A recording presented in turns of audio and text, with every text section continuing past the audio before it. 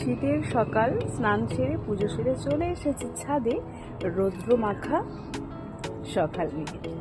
তো good morning everyone, কেমন আছো তোমরা সবাই জানিও। চলে এসেছি প্রথমে রান্নাঘরে, আর দেখো রান্না বান্না কিন্তু প্রথমে সেরে নিয়েছি। আর এদিকে দেখো কি করছি, আমাকে অনেক বোনরা আমাকে জিজ্ঞেস করেছো, অনেক দিদিভাইরা অনেকে আমাকে কমেন্টসে লিখেছো যে তোমার পাটিসাপটাগুলো এত সুন্দর কি করে হয়, আমরা তো করতে গেলেই ভেঙে যায় বা উঠতে চায় না। তো তারই কথা আমি আজকে বলবো। আর এদিকে দেখো প্রথমে কিন্তু মালপোয়া করবো বলে সুজি আর একটুখানি গুড় আর মানে পাটালি গুড় আর কিন্তু দুধের সাথে মানে গরম দুধের সাথে সুজিটা কিন্তু ভিজিয়ে রেখেছি কিছুক্ষণ। আর তোমরা ভাবছো তো যে কড়াইয়ের মধ্যে বাটি কি করতে দিয়েছি, তো দেখতে থাকো। দেখো প্রথমে কিন্তু রিফাইন তেল দিয়েছি, বেশ অনেকটাই রিফাইন তেল ভালোভাবে কিন্তু গরম করে বাটি দিয়ে দিয়েছি একটা। আর বাটিটাও যখন খুব গরম হয়ে আসবে তখন কিন্তু দিয়ে দিয়েছি আমি এই যে মালপোয়াটা গুলে রেখেছিলাম সেটা।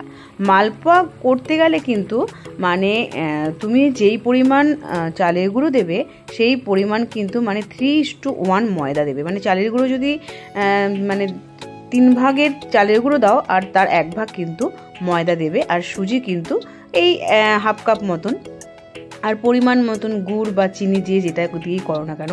আর দেখো বাটি দিয়ে করলে কি হয়, শেপটা এত সুন্দর হয় আর কড়াইয়ের মধ্যেও কিন্তু লেগে যায় না। আমি মানে এটা কিন্তু এই প্রথমবারই করলাম আর সত্যি আমি সাকসেস। অনেকেই হয়তো ভাবছো বেশ দারুণ তো। আর দেখো মালপোয়াগুলো কেমন টোপা টোপা মালপোয়া হয়েছে, বেশ খেতেও কিন্তু টেস্টি হয়েছিল। আর আমি তার মধ্যে কিন্তু একটু মৌরিও দিয়েছিলাম যখন সেই মালপোয়াটা গুলেছিলাম আর কি ব্যাটারটা। আর দেখো এদিকে কি দিয়ে ব্যাটার করেছি, এদিকে চালের গুঁড়ো দিয়েছি ময়দা, মানে যদি তুমি 2 বাটি চালের গুঁড়ো দাও আর কিন্তু হাফ বাটি ময়দা দিয়েছি। আর অবশ্যই খেজুরের গুড় দিয়ে আর দুধ দিয়ে কিন্তু এই পাটিসাপটার ব্যাটারটা আমি গুলেছিলাম।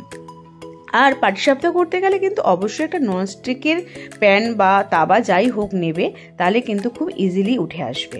আর দেখো আর আমি কিন্তু এই তাওয়ার মধ্যে প্রথমে কিন্তু একটু ঘি মাখিয়ে নিয়েছিলাম। আমি কিন্তু সম্পূর্ণ পিঠেগুলো ঘি দিয়েই করি, মানে ঘিয়ের লেয়ারটা দিই আর কি। আর দেখো পাটিসাপটাও হয়ে এসেছে, মানে করতে করতে ভিডিওটা করা। আর আজকে কিন্তু আমি নারকোলের ছেই দিয়ে আর কি পাটিসাপটা করেছি। আগের দিন পাটিসাপটা করেছিলাম সন্দেশ দিয়ে, তো আজকে করেছি ছেই দিয়ে, মানে নারকোলের ছেই দিয়ে। তো তোমরা জেনে গেলে যে পাটিসাপটা করতে গেলে অনেকেই বলো যে পাটিসাপটা করতে গেলে ভেঙে যায়, উঠতে চায় না। অ্যাকচুয়ালি ব্যাটারটাই কিন্তু মেন, তোমরা কি ব্যাটারটা কিভাবে গুলছো সেটাই কিন্তু মেন। আর উষ্ণ উষ্ণ গরম দুধের সাথে কিন্তু তোমরা চালের গুঁড়ো দিয়ে আর একটু ময়দা অবশ্যই দেবে। অনেকেই ময়দা ভাবো যে ময়দা দিলে শক্ত হয়ে